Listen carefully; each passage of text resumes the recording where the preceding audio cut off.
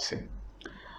آج ہم اس موضوع پہ بات کریں گے کہ سائیکالوجی اور سائیکیٹری میں کیا فرق ہے۔ سائیکیٹری میں جو پروفیشنل ہوتا ہے اس کو سائیکیٹرسٹ بولتے ہیں،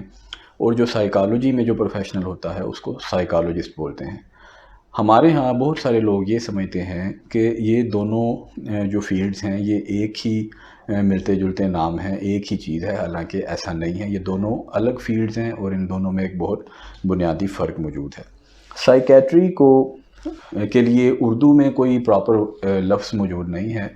اور سائیکالوجی کے لیے اردو میں نفسیات کا لفظ استعمال کیا جاتا ہے۔ سائیکالوجسٹ کو اردو میں ماہر نفسیات کہا جاتا ہے، اور سائیکیٹرسٹ کو اردو میں بھی سائیکیٹرسٹ ہی کہا جاتا ہے۔ اب زیادہ تر لوگ چونکہ یہ سمجھتے ہیں کہ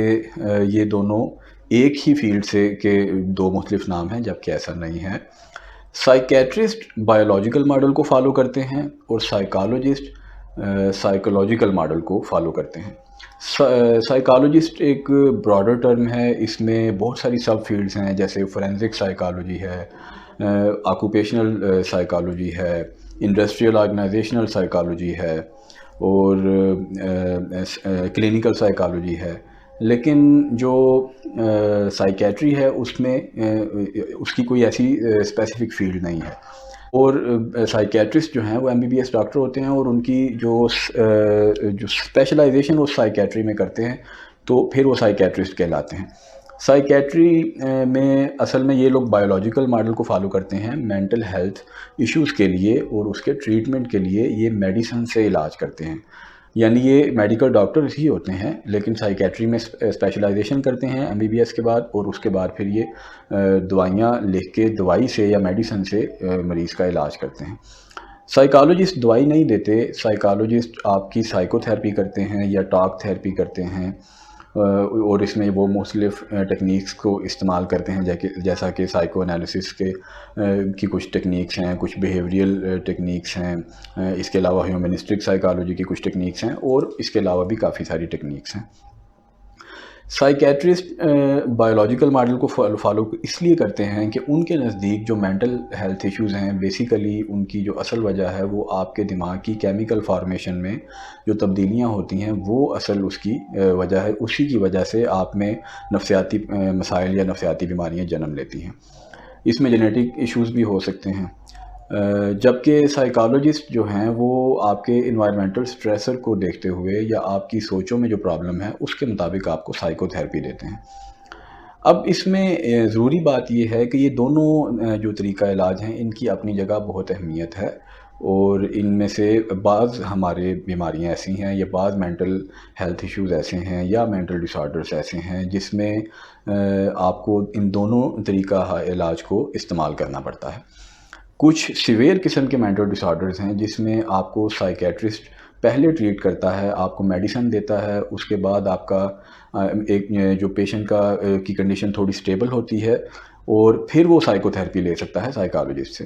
لیکن اگر آپ صرف میڈیسن پہ رکھیں گے پیشنٹ کو اور سائیکو تھیراپی نہیں دیں گے تو پھر میڈیسن چھوڑنے کے بعد اس بات کے زیادہ چانسز ہیں کہ پیشنٹ واپس سائیکو پیتھالوجی کی طرف آ جائے گا، اس کا مسئلہ یا اس کی بیماری یا اس کا ڈس آرڈر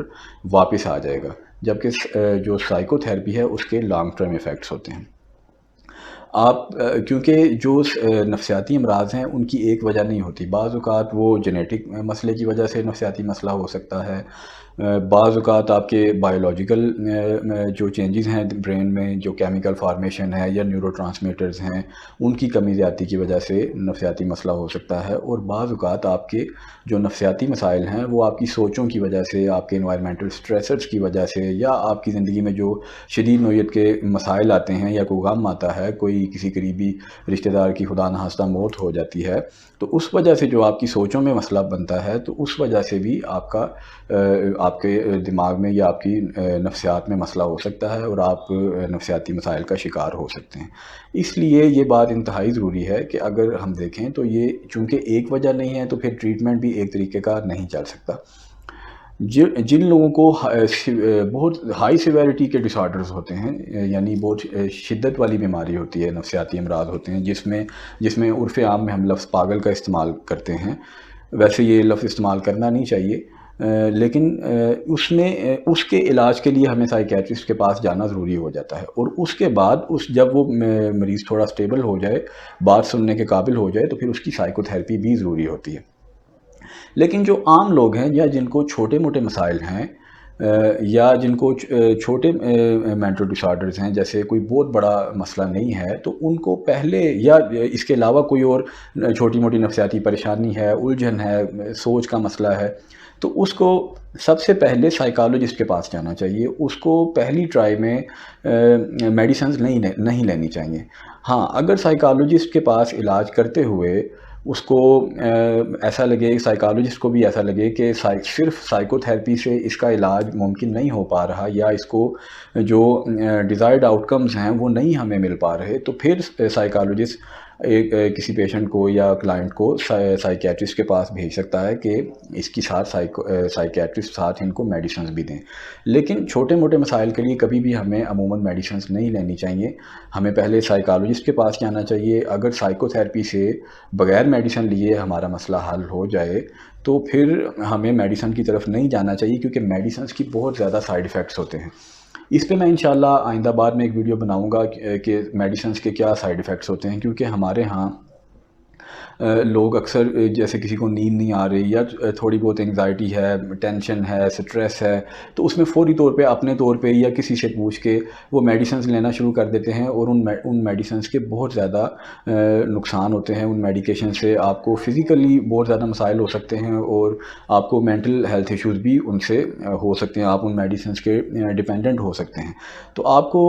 کسی بھی انسان کو سب سے پہلے سائیکو تھیراپی کی طرف آنا چاہیے۔ ڈیولپڈ کنٹریز میں بھی یہی طریقہ ہے۔ اگر خدا نخواستہ سائیکو تھیراپی کے ذریعے علاج ممکن نہ ہو، تو پھر آپ میڈیسنز بھی لے سکتے ہیں، لیکن سائیکو تھیراپی بہرحال وہ آپ کو اس کے ساتھ لینی پڑے گی۔ ایسا نہیں ہو سکتا، ہمارے ہاں یہ جو ایک طریقہ رائج ہے، یا ایک عام سوچ ہماری سمجھی جاتی ہے کہ اگر ہمیں کوئی بھی مسئلہ ہے ہماری زندگی میں، تو ہم ایک ٹیبلٹ لیں گے اور اس سے ٹھیک ہو جائیں گے، لیکن اصل زندگی میں ایسا نہیں ہے۔ دیکھیں، اگر آپ کو ایک نفسیاتی مسئلہ اس وجہ سے پیدا ہوا ہے کہ آپ کی زندگی میں کچھ مسائل آئے، اس کی وجہ سے آپ کی سوچوں میں کچھ مسائل آئے، تو اب آپ یہ سوچیں کہ اگر اس وجہ سے نفسیاتی مسئلہ پیدا ہوا ہے، تو آپ کو جو طریقہ علاج استعمال کرنا چاہیے وہ بھی ماہر نفسیات کا نفسیاتی طریقہ علاج ہونا چاہیے۔ اگر آپ ان مسائل کو، جو آپ کے ریئل لائف کے مسائل ہیں، ان کی وجہ سے آپ کو نفسیاتی مسئلہ آیا ہے، تو آپ اس کو صرف میڈیسن سے ٹریٹ کریں گے، تو اصل مسئلہ تو اپنی جگہ موجود ہے۔ لیکن ایک سائیکالوجسٹ آپ کو یہ سکھاتا ہے کہ آپ نے ان زندگی کے مسائل سے نبرد آزما کیسے ہونا ہے، آپ کے جو کوپنگ سٹائلز ہیں، اس کو ایک سائیکالوجسٹ بہتر کرنے کی کوشش کرتا ہے۔ اس طرح آپ اپنی زندگی میں لانگ ٹرم، جیسے ایک مثال ہے کہ ہمارے کچھ رانگ بلیفز ہوتے ہیں، ارریشنل بلیفز ہوتے ہیں، ان کی بنیاد پہ ہمارے اکثر ہم ڈی موٹیویٹ ہو جاتے ہیں، یا ہمیں نفسیاتی الجھنیں یا نفسیاتی پریشانیاں ہونا شروع ہو جاتی ہیں۔ لیکن جب آپ ایک سائیکالوجسٹ کے پاس جائیں گے، ایک پروفیشنل طریقے میں آپ کی سائیکو تھیراپی کی جائے گی، آپ کے اس بلیف سسٹم پہ کام کیا جائے گا، تو یہ کام ایک دوائی کبھی بھی نہیں کر سکتی۔ اس لیے آپ کو اس فرق کو ہمارے ملک میں واضح کرنا انتہائی ضروری ہے کہ ایک سائیکیٹرسٹ کا کام صرف ہائیلی سیویئر قسم کے مینٹل ڈس آرڈرس کے ساتھ کام کرنا ہے، ضروری ہے ان کے لیے، یا وہ ان کا وہ ٹریٹمنٹ کر سکتے ہیں۔ لیکن ایک عام آدمی جس کو چھوٹا موٹا نفسیاتی مسئلہ ہے، اس کو سائیکیٹرسٹ کے پاس نہیں جانا چاہیے، اس کو پہلے سائیکالوجسٹ کے پاس ہی جانا چاہیے۔ اگر خدا نخواستہ سائیکالوجسٹ کے ذریعے سے اس کا علاج ممکن نہ ہو، تو پھر وہ سائیکیٹرسٹ کے پاس جا سکتا ہے۔ تو خواتین و حضرات، یہ ہماری آج کی ویڈیو تھی۔ ویڈیو تھوڑی لمبی ہو گئی ہے، اور میں نے پوری کوشش کی کہ میں جس طرح سے بھی آپ کو سمجھا سکوں۔ اگر آپ اس بارے میں مجھ سے مزید جاننا چاہیں تو آپ میرے ساتھ رابطہ کر سکتے ہیں۔ ہمارا کانٹیکٹ نمبر آپ کو لنک میں مل جائے گا۔